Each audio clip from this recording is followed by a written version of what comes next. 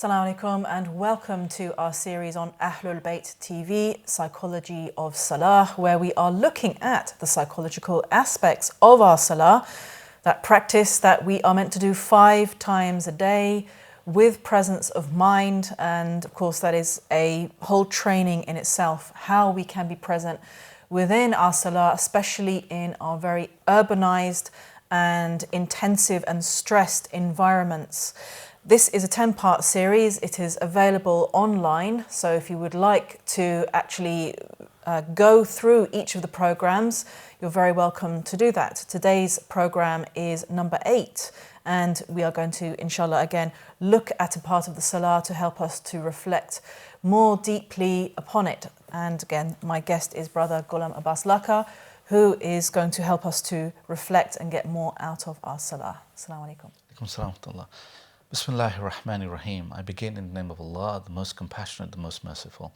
Alhamdulillah, by His grace, we've had the opportunity to look at different aspects of the psychology of Salah from the very beginning of the process, from wudu, qibla, adhan, ikama, takbirat ihram, and so on, for the simple purpose of trying to gain more from what we're already doing, rather than placing more burdens upon people to do further actions, further forms of worship, ibadat. This discussion is about how do we get more value from what we're already doing, such that even if we just have 10 minutes for our Salah, how those 10 minutes can become transformational. That really is the potential of what Salah represents.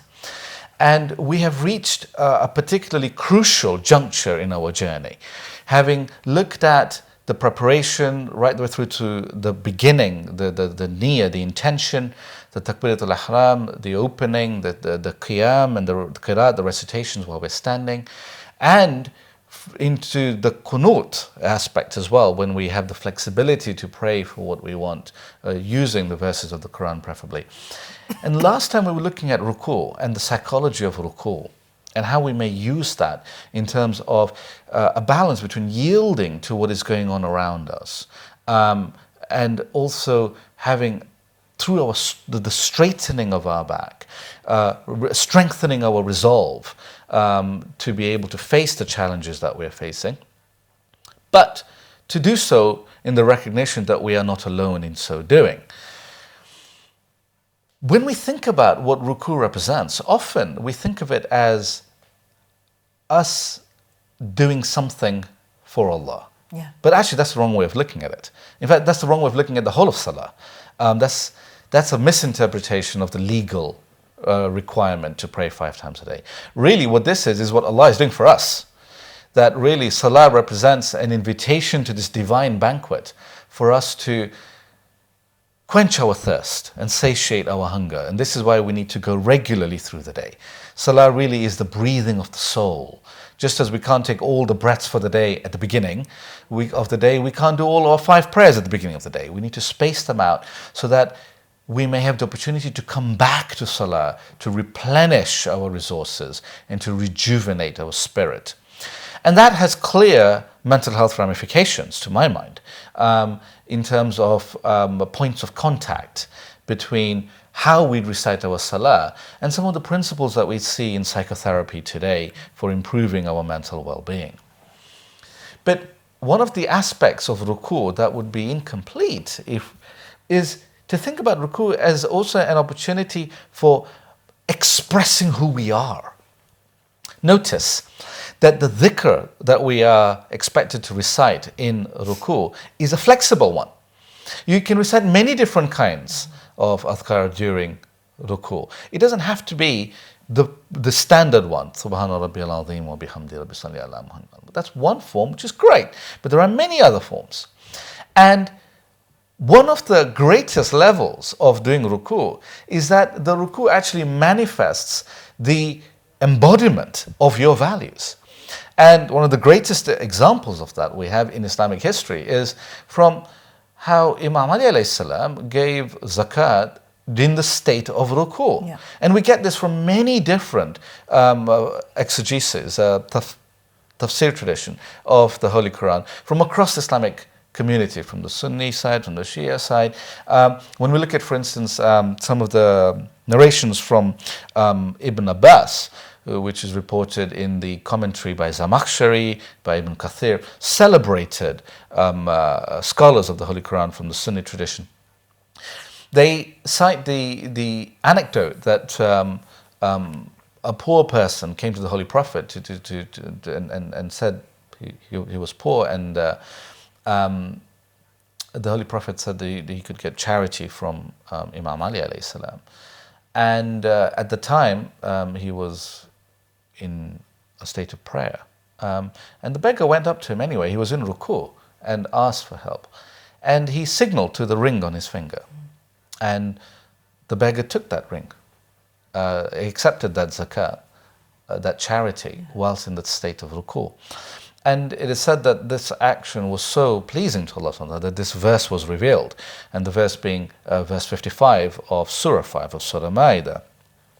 And what is important is the conclusion of this verse for our discussions. That's the salient aspect, because it says وَيُؤْتُونَ الزَّكَاةَ وَهُمْ رَاكِعُونَ, that these are people who give zakat, give charity, whilst in the state of ruku. Now, who are they? So, who they are is the beginning of the verse, which is إِنَّمَا وَلِيُّكُمْ, that your guardians, your protectors, are Allah, His Messenger, and those who believe, who keep, who do charity whilst in the state of ruku, referring to Imam Ali alayhi salam.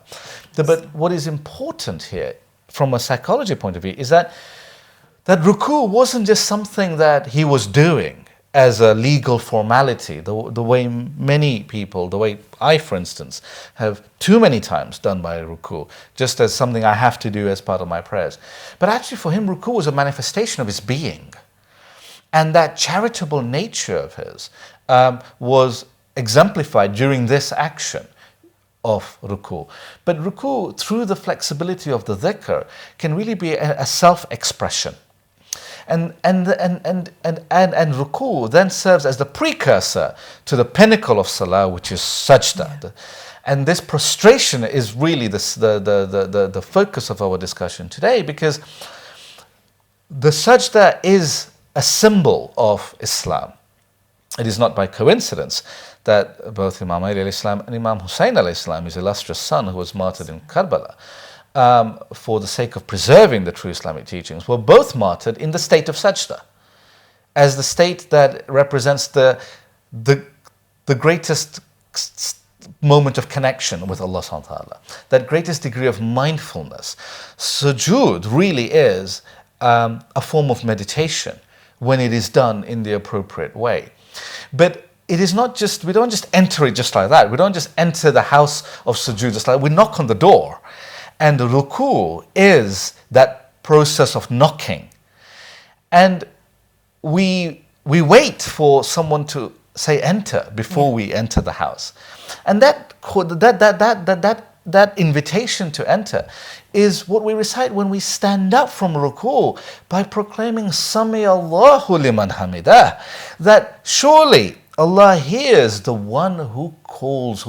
And this hamidah is not just about lauding Allah by praising Him, but this is really about the opening of the heart to Him. That if someone really opens one's heart to Him, He is there and present, ready. And this links to the verse from Surah Ra'd, Allah bi dhikrillah tatma'innal qulub, that surely in the remembrance of Allah subhanahu wa ta'ala the hearts find tranquility. And in the dhikr of ruku, we prepare ourselves for that experience of sajda. And I think we should think of sajda as an experience rather than just something we do as an action, because that really is the opportunity in sajda. When we look at the spiritual texts about what sajda represents, it's really interesting. There are so many dimensions of sajda. In fact, the really mystical texts of Salah say that what is really available in sajda is beyond words. And if anyone tries to distill it into words, they have missed what sajda is about. So I'm really careful, I'm really conscious that what I'm about to do is violate those principles of the spiritual texts, that what sajda really represents is beyond words. But those who really understood the mysteries of Salah and sajda were asked this question in words. So let us think about what their words were in discussing what Salah, what sajda represents. So Imam Ali alayhi salam, who spent many hours of his life in sajda, was asked about what is the meaning of sujud, of prostration. And the way he described it really has a profound psychology to it, which is why I think it's relevant for these discussions on the practical psychology of Salah. Because he says, the first sajda, because of course we know that in each rakat, in each unit of Salah, there are two prostrations. The first, and then we sit, and then we go back into sajda. And he said that the meaning, the first sajda means that as we go down, we are manifesting our acknowledgement to Allah subhanahu wa ta'ala that He has created us from dust. And as we rise, it is the same, it is a manifestation of our birth, of our drawing, of our being drawn from the dust into this form of life. And then the second sajda represents our returning back to the earth, returning back to that which we came from. And as we rise from that second sajda, Imam Ali Islam guides that is a representation of the day of resurrection, when we are once again drawn out from the dust. So that in that simple act of sujud, we are really enacting physically the very essence of Islamic theology. Yeah, there is a profound theology to sajda. But there is also an important psychology to this as well, because when we look at what happens in between the two sajdas, from the first sajda representing our birth and the second sajda representing our return back, as we see from Surah Taha, Surah 20, verse 55, saying, Minha khalaqnakum, that from it you have created us. Wa fiha nu'idukum. وَمِنْهَا نُخْرِجُكُمْ تَارَةً أُخْرَى. That from the earth we created you, and into it we will return you, and from it we will extract you a second time. So this explanation of sujud that Imam Ali provided is encapsulated in Surah Taha, Surah 20, verse 55.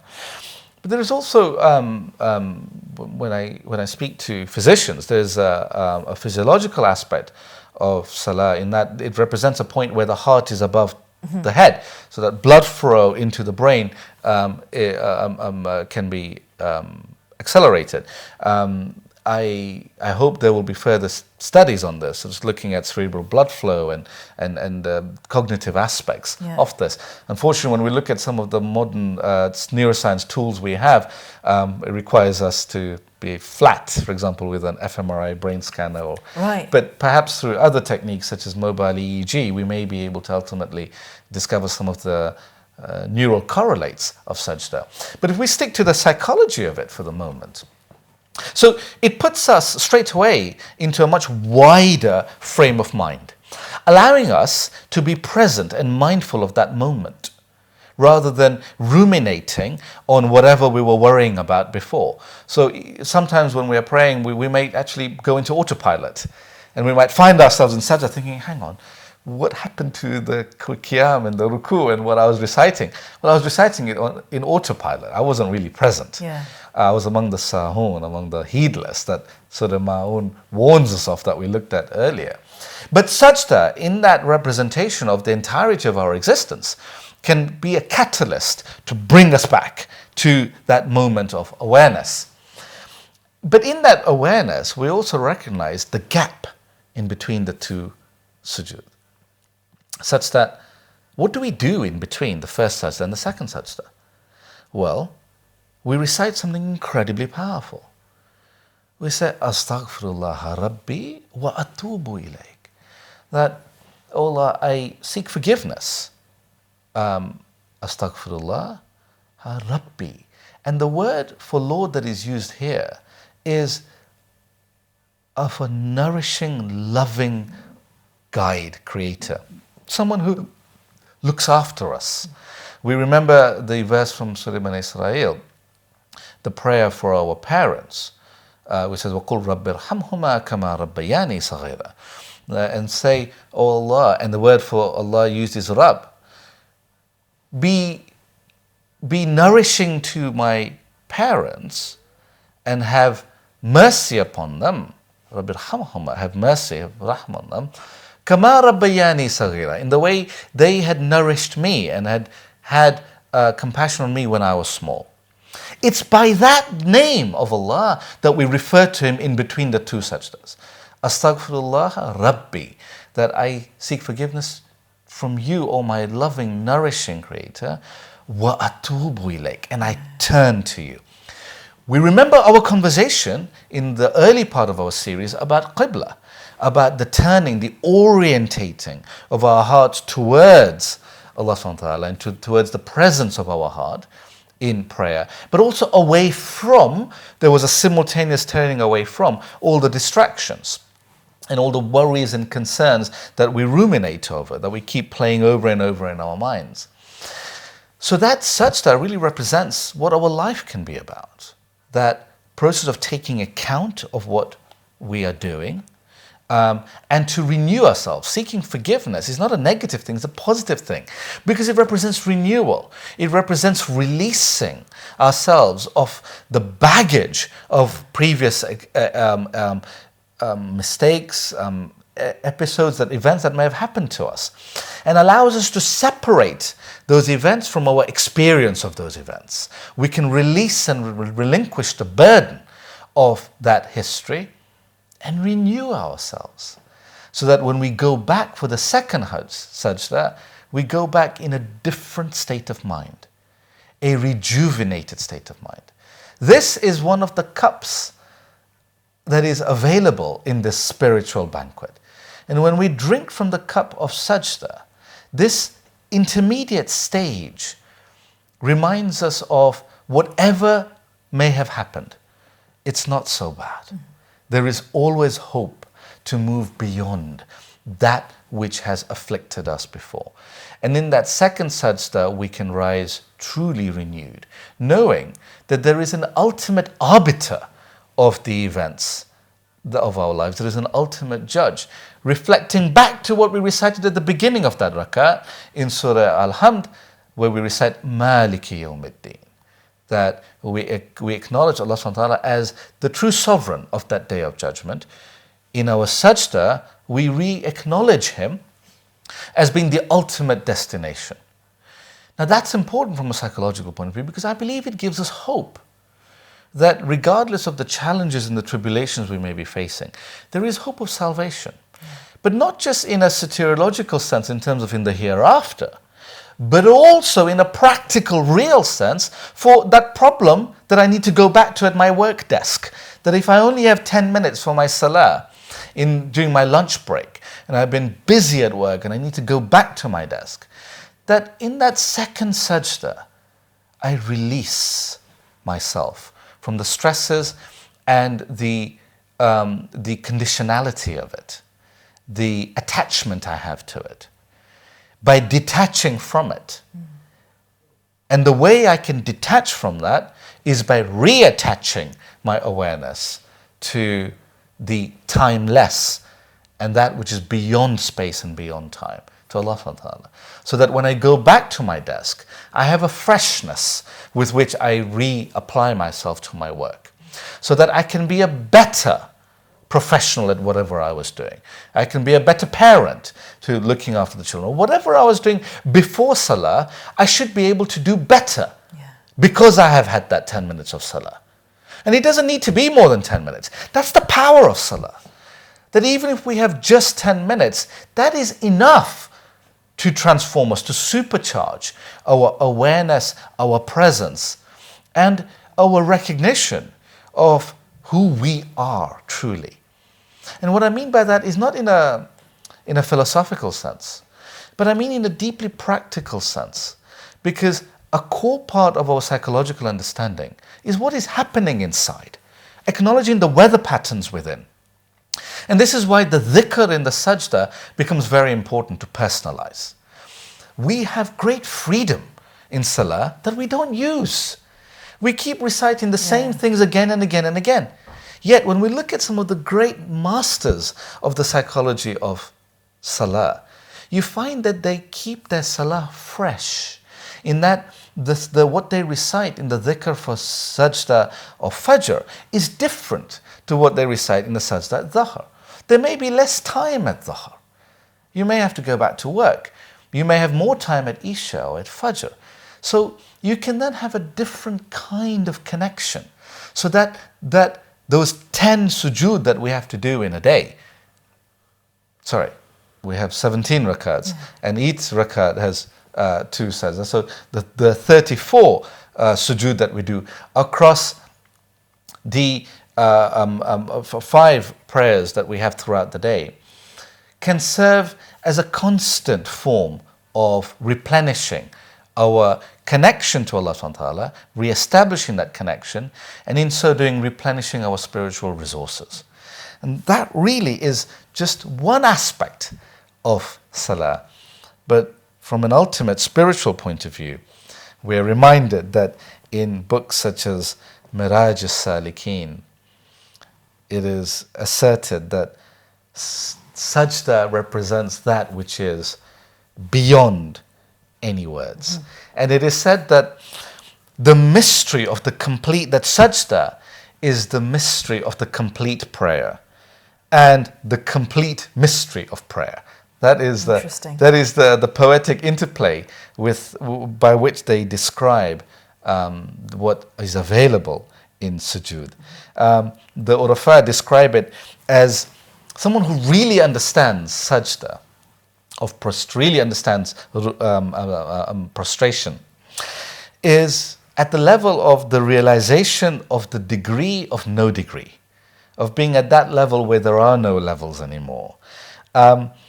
And that is said to allude to the proximity that the Holy Prophet, peace be upon him and his holy progeny, achieved at that pinnacle of Miraj, when he was close to the heavenly proximity of divinity, of a distance of, figuratively as it's told, of 2 bow lengths or less in Surah Najm, Surah 53, verses 8 and 9. It reminds us, it says, ثُمَّ دَنَا فَتَدَلَّى. Then he approached and descended. Reminds us of how we descend into sajda. And then it says, فَكَانَ, and he was قَابَ قَوْسَيْنِ أَوْ أَدْنَى. And he was at a distance of 2 bow lengths or less. And 2 bow lengths, figuratively, is something that is very close. Or less, أو أدنى.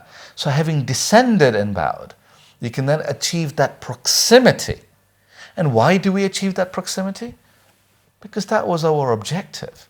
We discussed at length the psychology of niyyah in the early discussion we had in this series, and how modern psychology has so much to say about the importance of motivation, of goal setting as part of the psychotherapeutic process, for instance.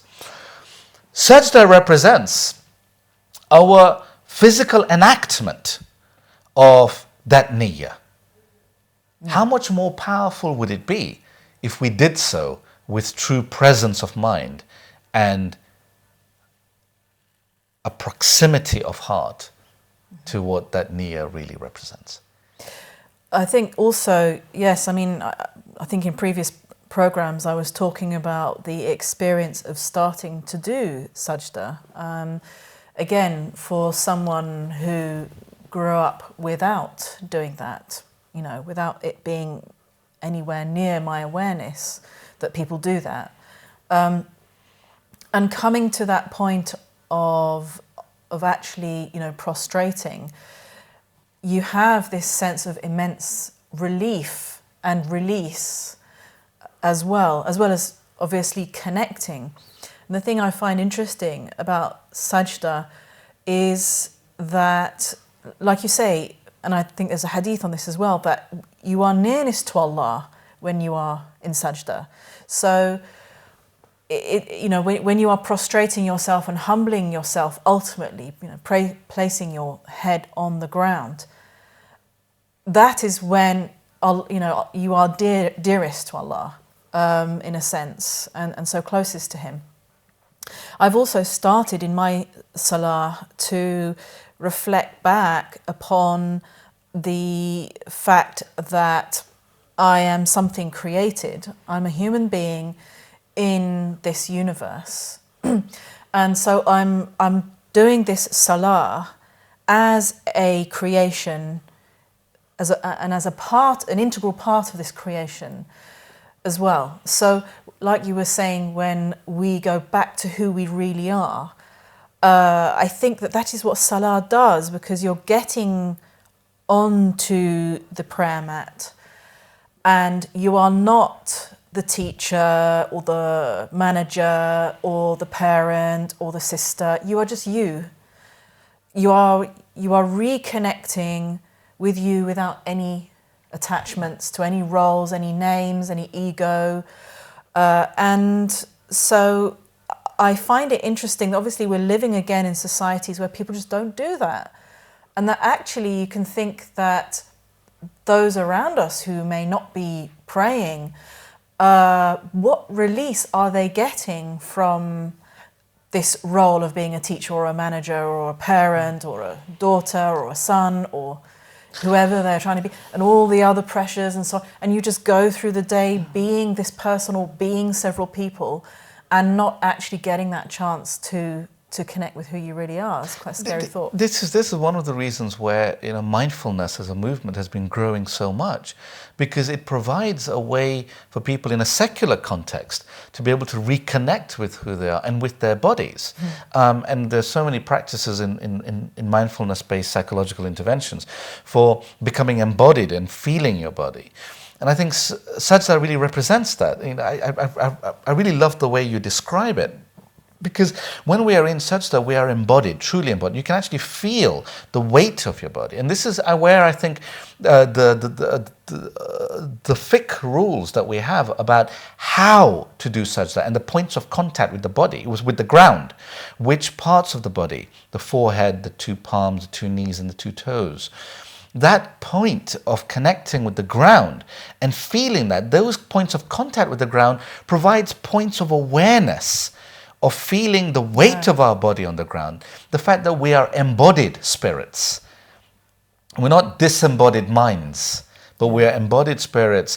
And that sense of being embodied is a vehicle for our spiritual development, to feel that connection with the ground. And in that moment, when we're feeling the connection with the ground, both of which have been created, that which is felt and the one who feels, by the grace of the one divine source, you're not then worrying about what it is that you were doing before you got there, or whatever you have to do after your salah. So it breaks the shackles of rumination, and it breaks also the maintenance cycle of anxieties that we may have. So it's a powerful psychological tool from the simple act of connecting with our body. But that simple act is not simplistic. It can be profound in the way you so eloquently described it. Thank you.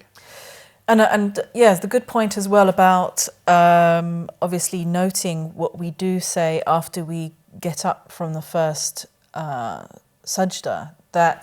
And again, this is something that occurred to me, obviously, again, having come from a non-Muslim background, which again, you don't find it at all actually in the Christian tradition. Let's just say the Protestant tradition of Northern Europe, because it might be in other Christian traditions. But this idea of atubu ilayk, the idea of actually turning to Allah, orientating yourself towards Allah, and that is part of astaghfar, so that actually when you are caught up in the world, or you may be caught up in wrongdoing, or just generally, distracted, that necessarily turns you away from Allah to some extent. And so the seeking forgiveness of one's distraction, sometimes I do astaghfar just for being distracted from Allah. So again, and for whatever reasons, and that if you do want to seek that forgiveness and that nearness to Allah, it requires that you consciously turn back to Him as well. And I think I agree with what you're saying in this importance of turning back to Him. But I would like to end with our objective, which was, how do we get more from the Salah if we only have 10 minutes? And I think sajda really represents that. If we think of sajda as being, if you don't taste anything at this banquet, do drink from this one cup. And one of the ways we can do that is to remind ourselves that as we return, particularly for the final sajda of the final rakat, if we are mindless and heedless and just ritualistic throughout the entire process of prayer, at that last juncture we should remind ourselves, this is the last time I have to connect. And in that connection we can remind ourselves of Surah Baqarah, Surah 2 verse 156, which is what we recite all the time when people pass away. Inna lillah wa inna ilayhi raji'un. That surely we are from Allah and to Him is our return. Few things can focus the mind more than remembering our mortality. But that does not have to be a depressive thought. It can be an enlivening thought. As many people who have been given a diagnosis, a cancer diagnosis, a terminal diagnosis, have testified that actually they have had a presence of feeling alive and experiencing their life in a completely different way. Yeah.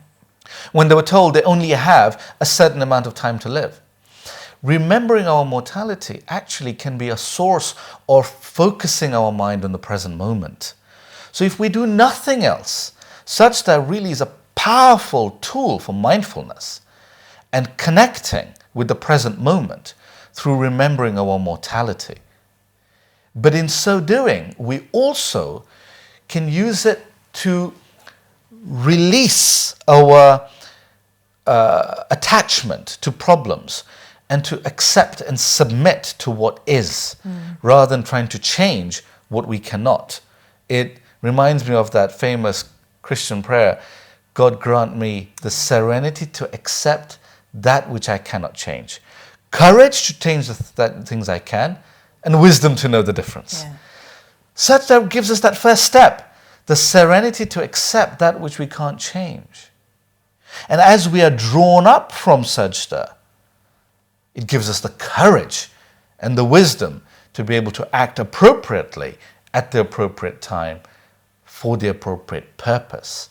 So that when we rise from sajda, we are no longer doing it out of our own strength, but we are in fact lifted from sajda in the same spirit with which we rise back to the second rakat, bihawlillah wa quwwatihi aqumu wa aqud. That by the strength of Allah and through His power, I rise. So that as we lift our heads from that second sajda and we proclaim Allahu Akbar, it's a different kind of Allahu Akbar. True. Different to the previous one. Because our mindfulness of that moment has changed. But everything we've discussed is quick. Nothing that we've discussed takes time. It's all about shifting our psychological awareness. And if we do, we can truly feast at this banquet of spiritual gifts of Salah without requiring more than the 10 minutes that our lunch break affords us. It is available. The gifts of Salah have made that plentifully available. If at Isha you can take an hour, that's great. There are many more things you can benefit from. But just because we are pushed for time doesn't mean we leave the banquet hungry. Thank you very much. Very good conclusion. And again, to our viewers, I hope that was beneficial to you and inspiring as it has been to me. We have 2 more shows after this, so do keep watching. This is a 10-part series. You can access it online as well. Inshallah, our next show will be the 9th one, where again, we will be reflecting upon the aspects of the psychology of Salah. See you in the next show, inshallah. Assalamu alaikum.